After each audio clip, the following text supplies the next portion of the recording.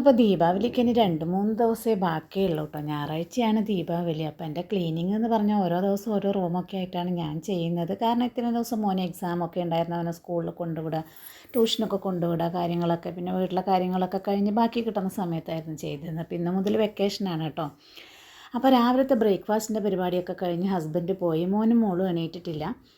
അപ്പോൾ ഇന്ന് ഉപ്മാവായിരുന്നു രാവിലെ ഉണ്ടാക്കിയിരുന്നത്. നമ്മുടെ നുറുങ്ങരിയുടെ ഉപ്മാവാണ് കേട്ടോ. അപ്പോൾ അതുകൊണ്ട് രാവിലെ കാര്യമായിട്ട് പണിയൊന്നുമില്ല. അപ്പോൾ ഇനിയിപ്പോൾ ഞാൻ വിചാരിക്കുന്നത് വേഗം രാവിലത്തെ ബ്രേക്ക്ഫാസ്റ്റൊക്കെ കഴിച്ച് കഴിഞ്ഞ ഉടനെ നമുക്ക് പോയിട്ട് നമ്മുടെ ക്ലീനിങ് തുടങ്ങാമെന്ന്. അപ്പോൾ ഞാൻ ആദ്യം തന്നെ ഇത് ബ്രേക്ക്ഫാസ്റ്റ് കഴിക്കാൻ പോകുന്നതിന് മുമ്പ് ആദ്യം കുറച്ച് കുടിക്കാനുള്ള വെള്ളം തിളപ്പിക്കും. ഞാനിപ്പോഴും പ്യൂരിഫയർ ഒന്നും ഉപയോഗിക്കാറില്ല കേട്ടോ. എനിക്ക് തിളപ്പിച്ച് കുടിക്കുന്നത് തന്നെയാണ് ഇഷ്ടം.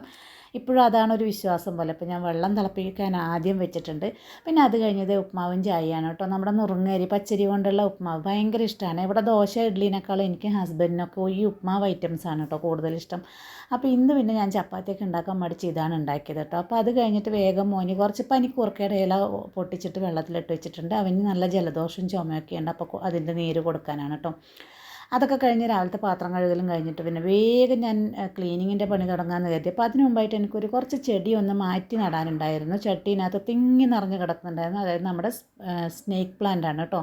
ഒരു 3-4 വർഷം മുമ്പ് നാട്ടിൽ നിന്ന് വരുമ്പോൾ കൊണ്ടുവന്നതായിരുന്നു. അപ്പോൾ അത് പെട്ടെന്ന് തന്നെ നിറച്ചും പടർന്നു വരുമല്ലോ. അപ്പോൾ അങ്ങനെ ചട്ടി മൊത്തത്തിൽ നിറഞ്ഞ് കിടക്കുന്നുണ്ട്. അപ്പോൾ അതൊന്ന് മാറ്റി നടണം. അപ്പോൾ അതിന് വേണ്ടിയിട്ടാണ് ഒരു വലിയ ചാക്ക് ഞാൻ മുറിച്ചെടുത്തത്. നമ്മൾ അരിയൊക്കെ വാങ്ങിക്കുമ്പോൾ കിട്ടുന്ന പ്ലാസ്റ്റിക് ചാക്കാണ്.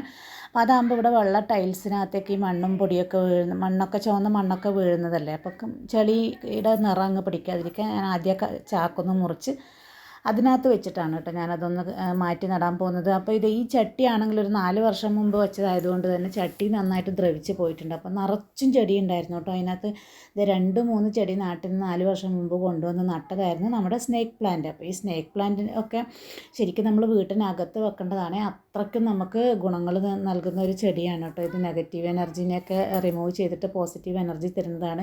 ഞാൻ എവിടെയൊക്കെ വായിച്ചിട്ടുണ്ട് ഇതിനകത്തുനിന്ന് പുറന്തള്ളുന്ന ഓക്സിജനിൽ ക്യാൻസർ സെൽസിനെ തടയാനുള്ള ഇത് കൂടി ഉണ്ട് എന്നൊക്കെ പറഞ്ഞ് കേട്ടിട്ടുണ്ട്. അപ്പോൾ അത്രയും നല്ലൊരു സംഭവമാണ് കേട്ടോ നമ്മുടെ ഈ സ്നേക്ക് പ്ലാന്റ്. ഇത് ഞാൻ ഇൻഡോർ പ്ലാന്റ് ആയിട്ട് ഉള്ളിൽ അകത്തൊക്കെ വെക്കണം എന്ന് വിചാരിച്ച് കൊണ്ടുവന്നതാണ്. പക്ഷേ അങ്ങനെ വെക്കാനുള്ള സ്ഥലങ്ങളൊക്കെ കുറവായത് കാരണം ഞാൻ കുറച്ച് ചെറിയ ടീ പോട്ടിലൊക്കെ ടീ മഗ്ഗിലൊക്കെ ആക്കിയിട്ട് ഞാൻ വെച്ചിട്ടുണ്ട്. അപ്പം അതിങ്ങനെ പറിച്ച് നടണം. പിന്നെ വേറൊരു ഇംഗ്ലീഷ് ചെടിയും കൂടി ഉണ്ടായിരുന്നതും ഉണങ്ങിപ്പോയിട്ടുണ്ടായിരുന്നു. അപ്പോൾ അതിൻ്റെയൊക്കെ ചട്ടി കാലിയാക്കിയിട്ട് അതിനകത്തേക്ക് പറിച്ച് നടാനാണ് ഞാൻ പ്ലാൻ ചെയ്യുന്നത്. അപ്പോൾ ആ മണ്ണൊക്കെ മാറ്റി, മണ്ണൊക്കെ നല്ല വിലയാണ് കേട്ടോ. ഒരു ചട്ടി മണ്ണിന് ഇവിടെ 100 രൂപയൊക്കെ കൊടുക്കണം. അപ്പോൾ അതുകൊണ്ട് തന്നെ ഇതേ വേരിനടിയിലുള്ള മണ്ണ് വരെ ഞാൻ കുത്തി ഇളക്കി എടുക്കുന്നുണ്ട്. കാരണം അത്രയും നല്ല വിലയുള്ളതാണ്.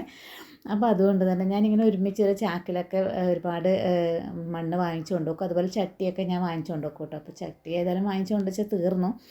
അപ്പോൾ ഏതായാലും ഇത് മാറ്റി നടാനുള്ള ചട്ടി എൻ്റെ കയ്യിലുണ്ടായിരുന്നു. അപ്പം ഞാൻ അതിനകത്തേക്ക് എല്ലാം മാറ്റി നടുകയാണ് കേട്ടോ. അപ്പോൾ പിന്നെ ഇത് ഈ ഇങ്ങനത്തെ മഗ്ഗിനകത്ത് ഞാൻ നടാറുണ്ട്.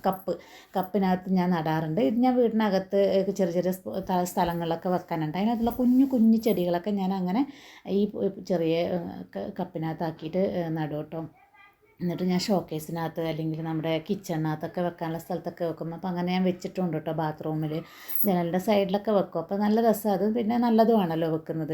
അപ്പോൾ അങ്ങനെയുള്ള ചെറിയ ചെടികൾ മാറ്റിയെടുക്കാനായിരുന്നു ഈ ചെടി ഞാൻ മൊത്തം പറിച്ചത്. ചെറിയ ചെടികൾ വളരെ കുറവായിരുന്നു, എല്ലാം വലിയ ചെടി തന്നെയായിരുന്നു. അതിനകത്ത് നന്നായിട്ട് പുതിയതായിട്ടുള്ള ചെടികൾ മാത്രം ഞാൻ വെച്ചിട്ട് ബാക്കിയുള്ളതൊക്കെ കളയാനിട്ടു കേട്ടോ. എന്നിട്ട് ഇത് ഞാൻ പുതിയ ചെടികൾ കുറച്ച് ഞാനിത് ഒരു ചട്ടീനകത്താക്കി. ഇനി ഇത് ഞാൻ ഞങ്ങളുടെ ഫ്രണ്ട് റൂമിലുള്ള ബാൽക്കണിയിൽ കൊണ്ടുവെക്കാനാണ് കേട്ടോ പ്ലാൻ. അപ്പോൾ അതങ്ങനെ ചെയ്ത് വെച്ചിട്ട് ബാക്കി പിന്നെ ഞാൻ കുറച്ച് ചട്ടികളിലൊക്കെ വേറൊരു പ്ലാസ്റ്റിക് ചട്ടിയിലാക്കി മാറ്റി നട്ടു കേട്ടോ. അപ്പോൾ ഇത് കിച്ചണിൽ ഗ്ലാസ്സൊക്കെ കഴുകിയിട്ട് വെക്കുന്ന സ്ഥലത്താണ് ഞാനത് കൊണ്ടുവച്ചത്. എനിക്ക് ഭയങ്കര ഇഷ്ടമാണ് കേട്ടോ അങ്ങനെ ചെയ്യാൻ. പിന്നെ ചെടിച്ചട്ടീനകത്തുള്ളത് ഞാനിത് ഇങ്ങനെ ലിവിങ് റൂമിനോട് ചേർന്നിട്ടൊരു ബാൽക്കണി ഉണ്ട്, അവിടെയാണ് വെച്ചിരിക്കുന്നത്. അപ്പോൾ അവിടെ ഓൾറെഡി മഞ്ഞ കളറ് ഉള്ള സ്നേക്ക് പ്ലാന്റും ഉണ്ട് കേട്ടോ. അപ്പോൾ ഇനിയിപ്പോൾ ഇവിടേക്ക് ഒന്ന് കഴുകാൻ നോക്കുന്ന സമയത്ത് എനിക്ക് നല്ല പണി കിട്ടിയത് ബെഡ്റൂമിനകത്തേക്ക് ഞാൻ അത് കഴുകാൻ വേണ്ടിയിട്ട് കൊണ്ടുവന്ന ബക്കറ്റ് മുളക് ഇവിടെ ഇങ്ങനെ വെച്ചതായിരുന്നു. അതങ്ങനെ തട്ടിയിട്ട് നേരെ ഉള്ളിലേക്ക് മറിഞ്ഞത് ബെഡിൻ്റെ അടിയിലെ കൂടി ബെഡ്റൂം മൊത്തം വെള്ളമാണ്. നിങ്ങൾക്ക് കാണുന്നുണ്ടോയെന്ന് ഡൗട്ടാണ്, വൈറ്റ് കളർ ടൈൽസ് ആയത് കാരണം. അപ്പോൾ മൊത്തം വെള്ളമാണ് കേട്ടോ ഇവിടെയൊക്കെ. അപ്പോൾ ഏകദേശം ഒരു മണിക്കൂറോളം ഞാൻ ഇതൊക്കെ ക്ലീൻ ചെയ്യാൻ എടുത്തു കേട്ടോ. ഈ വാർഡ്രോബിൻ്റെ അടിയിൽ അതിൻ്റെ ഉള്ളിലേക്കൊക്കെ പോയിട്ടുണ്ട്. പിന്നെ അത് വലിച്ച് പുറത്തേക്ക് എടുക്കാൻ പറ്റുന്ന ഭാഗമായതുകൊണ്ട് അതൊക്കെ വലിച്ച് പുറത്തേക്ക് എടുത്തിട്ട് ഞാൻ അവിടെയൊക്കെ ക്ലീൻ ചെയ്തു. അപ്പോൾ അതൊരു മുട്ടൻ പണി തന്നെയായിരുന്നു. സത്യം പറഞ്ഞാൽ ആ ഒരു പണി കഴിയുമ്പോഴേക്കന്നെ ഞാൻ ആകെ ടയർഡായി. പിന്നെ ഞാൻ ഇവിടെ തേച്ച് കഴുകാനൊന്നും നിന്നില്ല. ജസ്റ്റ് വെള്ളമൊക്കെ ഒഴിച്ച് ആ ചെളിയൊക്കെ ഒന്ന് കളഞ്ഞ് ഇനി വൈകിട്ട് വേണം അതൊക്കെ ഒന്ന് വൃത്തിയാക്കാൻ. ഇനിയിപ്പോൾ അതേ ചെടിയൊക്കെ മാറ്റി നട്ടതിന് ശേഷം പിന്നെ ഞാൻ നേരെ അടുക്കളയിലേക്ക് വന്ന് അടുക്കള ക്ലീനിങ് തുടങ്ങി കേട്ടോ. അപ്പോൾ അടുക്കളയിൽ ആദ്യം തന്നെ ഞാൻ ചെയ്യുന്നത് നമ്മുടെ ഫാനാണ്. ഫാനിന് അത്യാവശ്യം നല്ല പൊടി ഇടക്കിടക്ക് ചെയ്യുന്നതാണെങ്കിൽ കൂടി ഫാനിന് നല്ല എണ്ണ മെഴുക്കോട് കൂടിയുള്ള പൊടിയാണ് ഉണ്ടാവാറ് കേട്ടോ. അപ്പോൾ ഞാൻ ആദ്യം തന്നെ ഫാനാണ് തുടച്ച് മാറ്റിയിരിക്കുന്നത്. എനിക്ക് ഈ മേലേക്കൊക്കെ കയറി ചെയ്യാൻ ഭയങ്കര പേടിയാണ് കേട്ടോ. എന്നാലും എങ്ങനെയെങ്കിലുമൊക്കെ ചെയ്യും. ഓണം, വിഷു, ദീപാവലി സമയത്ത് ഒരു ഡീപ്പ് ക്ലീനിങ് സാധാരണ എപ്പോഴും ഉള്ളതാണ്. സത്യം പറഞ്ഞാൽ ഇതൊക്കെ ചെയ്തുകൊണ്ടിരിക്കുമ്പോൾ അല്ലെങ്കിൽ ചെയ്ത് കഴിയുമ്പോൾ നല്ല ടയേർഡാകും. ഫുൾ വീട് ക്ലീൻ ചെയ്യും കേട്ടോ. അപ്പോൾ ഓരോ വിശേഷങ്ങൾ വരുമ്പോഴും വിചാരിക്കും മതി, വിശേഷങ്ങളൊന്നും വേണ്ട, ഈ ക്ലീനിങ് ഒന്നും പറ്റില്ല. എന്നാൽ ക്ലീനിങ് വേണ്ടാന്ന് വെച്ചാൽ അതൊരു സമാധാനം ഇല്ലാത്തതാണ്. വിശേഷ ദിവസങ്ങളിൽ എല്ലാവരും വീടൊക്കെ ക്ലീൻ ചെയ്തിടുമ്പോൾ ഞാൻ മാത്രം ഒന്നും ചെയ്യാതിരിക്കുക പറഞ്ഞാൽ അതെനിക്ക് ഭയങ്കര വിഷമമുള്ള കാര്യമാണ്. അപ്പോൾ എന്തായാലും ചെയ്തേ വെക്കും. എന്നാൽ എല്ലാം കൂടി ചെയ്യാൻ തുടങ്ങിക്കഴിഞ്ഞാൽ സത്യം പറഞ്ഞാൽ നല്ല ടയേർഡാകും. ഇപ്പോൾ സത്യം പറഞ്ഞാൽ വിശേഷങ്ങൾ വരുമ്പോഴേ അല്ലെങ്കിൽ അത് വന്ന് ഇതുപോലെ പണികളൊക്കെ തുടങ്ങി പകുതി ആകുമ്പോഴേക്കും സത്യം പറഞ്ഞാൽ വിശേഷങ്ങളൊന്നും വേണ്ട, എന്നും ഒരുപോലെ അങ്ങ് പോയാൽ മതി എന്നൊക്കെ തോന്നും കേട്ടോ. അപ്പോൾ അങ്ങനെ ഇത് എല്ലാവിടെയും കയറി മേലെ അതിൻ്റെ റാക്ക് കാര്യങ്ങൾ, ഡ്രോവർ കാര്യങ്ങളൊക്കെ തുടച്ച് വൃത്തിയാക്കാണ് കേട്ടോ. വെള്ളം മുക്കി ആദ്യം സോപ്പ് വെള്ളത്തിലൊന്ന് ജസ്റ്റ് ഒന്ന് തുടച്ച് വൃത്തിയാക്കിയിട്ട് പിന്നെ സാധാരണ നല്ല വെള്ളത്തിലൊന്ന് മുക്കി തുടക്കുക. അപ്പോൾ എല്ലാം മേലെ ഭാഗത്ത് ഇങ്ങനെ ഏണി വെച്ച് കയറിയിട്ടൊക്കെ ചെയ്യേണ്ടതുകൊണ്ട് ഒരുപാട് സമയം എടുക്കുന്നുണ്ട്. നമ്മൾ കാണുന്നത് പോലെ സ്പീഡിൽ അങ്ങ് ആവുന്നില്ല. ക്യാമറ നമ്മൾ ഫാസ്റ്റിലാക്കി വിടുന്നതാണ്. സത്യം പറഞ്ഞാൽ ഞാൻ ഈ ക്ലീനിങ് ഒക്കെ എല്ലാം കൂടി ചെയ്ത് തീർക്കുമ്പോൾ ഏകദേശം ഒരു മണി 2 മണി ഈ കിച്ചണിലെ ഈ കുറച്ച് കാര്യങ്ങൾ ഈ മേലെ ഭാഗത്തിന് മാത്രമായിട്ടോ. പിന്നെ ഇത് താഴത്തെ റാക്കും കാര്യങ്ങളൊക്കെ വൃത്തിയാക്കാനുണ്ട്. അപ്പോൾ ശരിക്കും പറഞ്ഞാൽ നല്ല പണി തന്നെയാണ്. എന്താ പണി എന്ന് മിക്കപ്പോഴും എന്നോട് ചോദിക്കാറുണ്ട് കേട്ടോ എൻ്റെ ഹസ്ബൻഡ്. നിനക്കിവിടെ എന്താ പണി, നിനക്കിവിടെ എന്താ പണിയെന്ന്. ഇതൊന്നും അവർ ഒരിക്കൽ പോലും ചെയ്തു തരുന്ന പണി കൂടിയല്ല. ഒരു തവണ ചെയ്ത് കഴിഞ്ഞാൽ ചിലപ്പോൾ അവർക്ക് മനസ്സിലാകുമായിരിക്കും കേട്ടോ. അപ്പോൾ ഇത് താഴത്തെ പുറം ഭാഗമൊക്കെ വൃത്തിയാക്കിയിട്ടുണ്ട്. പക്ഷേ എന്നാലും ഇതിൻ്റെ അകത്തൊരു റാക്ക് വൃത്തിയാക്കാനുണ്ട്. അതിന് ഒരുപാട് സമയം എടുക്കും. ഇത് ഇങ്ങനെ ഇത് പാത്രങ്ങളൊക്കെ മാറ്റിയിട്ട് അപ്പം ഞാൻ ആദ്യം തന്നെ മൊത്തത്തിൽ അങ്ങനെ എടുക്കാൻ പറ്റുമോ നോക്കി. അതും മടി പിടിച്ചിട്ട് എളുപ്പപ്പണി ചെയ്ത് നോക്കിയാണ്. പക്ഷെ നടന്നില്ല. നല്ല വെയിറ്റാണ് പ്ലേറ്റൊക്കെ ഉള്ളത് കാരണം. അത്യാവശ്യം നല്ല അളവിൽ പാത്രങ്ങളുണ്ട് കേട്ടോ അതിനകത്ത്. പിന്നെ അതൊക്കെ എടുത്ത് അതിനകത്തേക്ക് നൂഴ്ന്ന് കയറിയിട്ട് വേണം ചെയ്യാൻ വേണ്ടിയിട്ട്. അപ്പോൾ ഇന്ന് ശരിക്കും പറഞ്ഞാൽ ഞാൻ ഓൾറെഡി ടയേർഡ് ആയിട്ടുണ്ട്. അപ്പോൾ ഞാൻ പിന്നെ മോനെ വിളിച്ചു. മോൻ ഇതുവരെ ചെയ്തു തന്നിട്ടൊന്നുമില്ല, ഞാൻ തന്നെയാണ് ചെയ്യാറ്. പക്ഷേ ഇന്നെന്തോ ആ റൂമിലെ വെള്ളമൊക്കെ ഒന്ന് ക്ലീൻ ചെയ്തപ്പോൾ ശരിക്കും പറഞ്ഞാൽ എനിക്ക് പുറം വേദന, നടുവേദനയൊക്കെ തുടങ്ങിയിട്ടുണ്ട് കേട്ടോ. അപ്പോൾ എന്തായാലും ചെയ്യാണ്ടിരിക്കാൻ പറ്റില്ലല്ലോ എന്ന് വെച്ച് ഇങ്ങനെ കുനിഞ്ഞ് എനിക്ക് ചെയ്യാൻ പറ്റുന്നില്ല. അപ്പം ഞാൻ മോനെ വിളിച്ച് മോനോട് ചെയ്തു തരാൻ പറയുകയാണ് കേട്ടോ. അപ്പോൾ അതിൻ്റെ ചെറിയ രീതിയിലുള്ള വെളിച്ചമൊക്കെ ഉണ്ട്. പക്ഷേ എന്നാലും മോൻ ആദ്യമായിട്ട് ചെയ്യല്ലേ, അപ്പോൾ അവന് വെളിച്ചം വേണമെന്ന് പറഞ്ഞാൽ ഞാൻ മൊബൈലിൻ്റെ ടോർച്ച് അടിച്ച് കൊടുക്കുകയാണ് കേട്ടോ.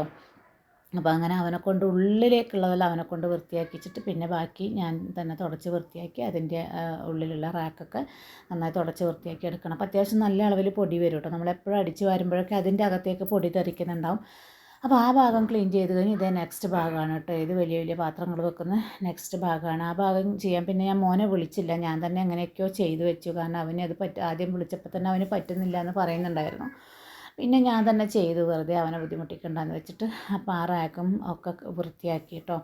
ശരിക്കും പറഞ്ഞാൽ ഞാൻ നല്ല വേദനയുണ്ട് ഇതൊക്കെ വൃത്തിയാക്കി എടുക്കുമ്പോഴേക്കും.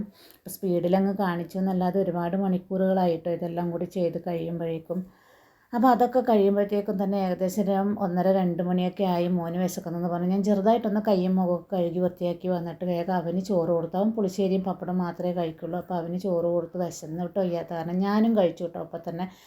പിന്നെ ഇതേ പാത്രങ്ങളൊക്കെ തേച്ച് കഴുകി കഴിഞ്ഞപ്പോഴേക്കും പിന്നെ ഇന്നൊന്നും വയ്യാന്ന് തോന്നി. ഇനിയുണ്ട് എനിക്ക് ഫ്രിഡ്ജും കാര്യങ്ങളൊക്കെ വൃത്തിയാക്കാൻ പറ്റില്ല. പക്ഷേ എനിക്കൊന്നും വയ്യാന്ന് തോന്നി. കാരണം ഇത് ക്ലീനിങ് ഉള്ളത് കാരണം ഞാൻ രാവിലത്തെ അടിച്ച് വാരി തുടക്കൽ കഴിഞ്ഞിട്ടുണ്ടായിരുന്നില്ല.